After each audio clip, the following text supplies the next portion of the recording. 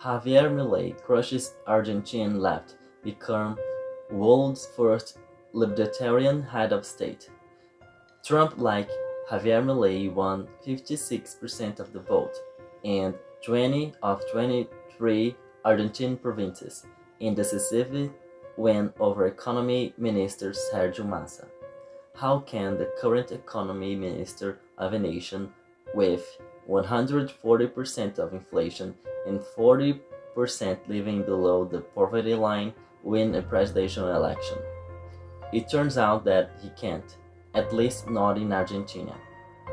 Libertarian outsider congressman and economist Javier Milei of the Liberal Adventist Party won a decisive victory tonight over the establishment's center-left candidate, the Peronista Sergio Massa, calling on the country to adopt serious reforms. Addressing supporters, Milei said, "The situation in Argentina is critical. The changes that our country needs are drastic. There is no room for gradualism. There is no room for lukewarmness. There is no room for half measures." Directly taking on the nation's establishment, he charged.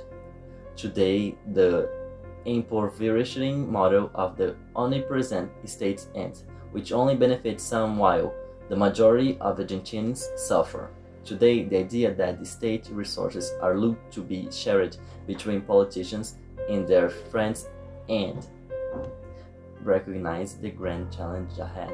Milei called on the people of Argentina to join him, but explicitly within the context of the rule of law. In short, whenever you want to join the exchange that Argentina needs, you will be welcome.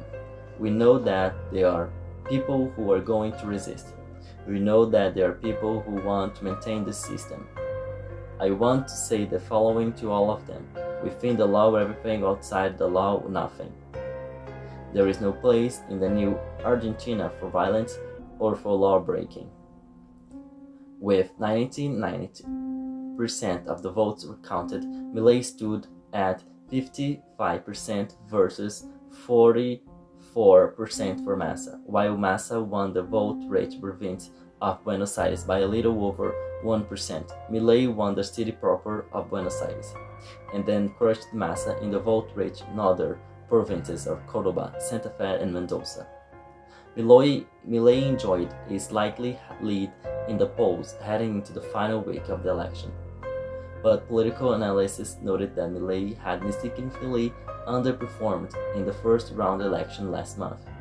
While expected to win, Milei won 30% of the vote in the first round to Massa's nearly 37%. Former center-right Security Minister Patricia Bullrich placed 40, with 24% of the vote.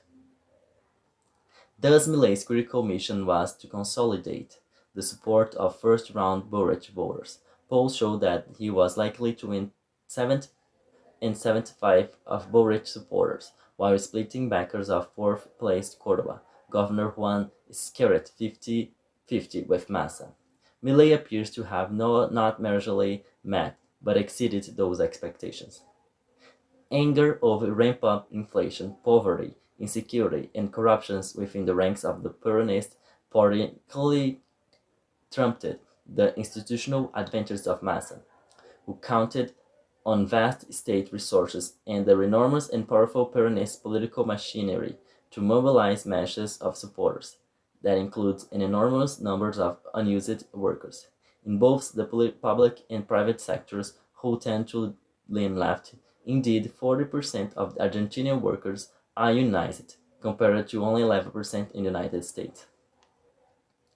To his credit, Massa was quick and gracious in defeat, as he addressed dejected supporters gathered in the northern Buenos Aires neighborhood of Chacarita and the Complejo Art Media.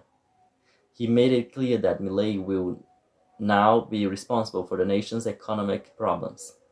Milei supporters gathered in front of the Hotel Liberator, just blocks from Avenida 9 de Julio, and the city's trademark obelisco, where thousands parked at the Avenida Córdoba, singing songs denouncing the country's political class in general, and current Vice President Cristina Kirchner in particular.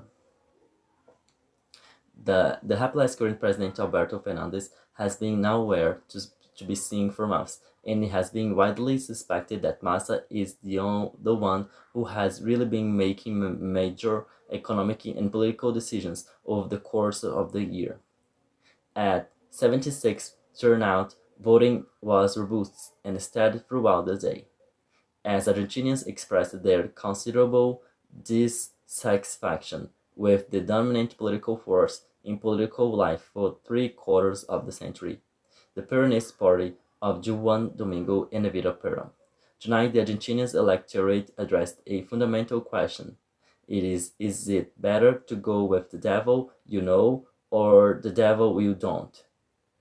Despite concerns of Milei's temperament, his lack of experience in government, and his passionate for Trump-like outbursts, the nation's 45 million people have spoken clearly in favor of the latter option.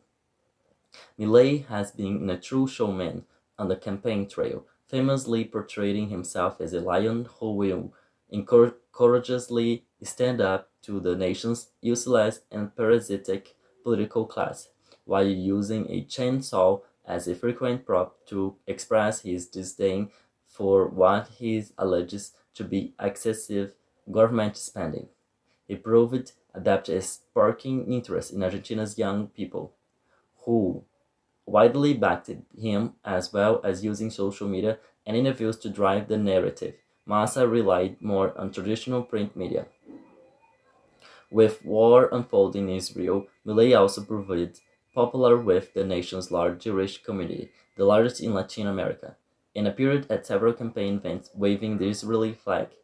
He has pledged that under his tenure, Argentina's two key allies will be the United States and Israel.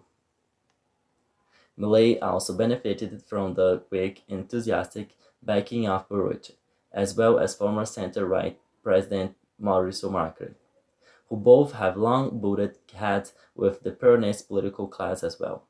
The road ahead for Milei and allies will not be easy. The Liberty Adventist Party has only a small bloc in each house of Congress, while the Peronist Party has the largest group in each chamber. Thus, Milei will have to work with the Peronist and the center-right Macri Baruch contingent in order to move policy objectives forward.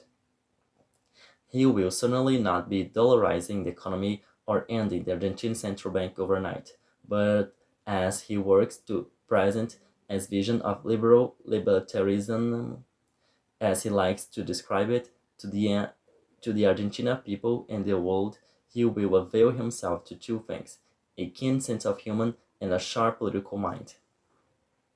Milei, who seems to live for a good fight, will now have the fight of his life on his hands.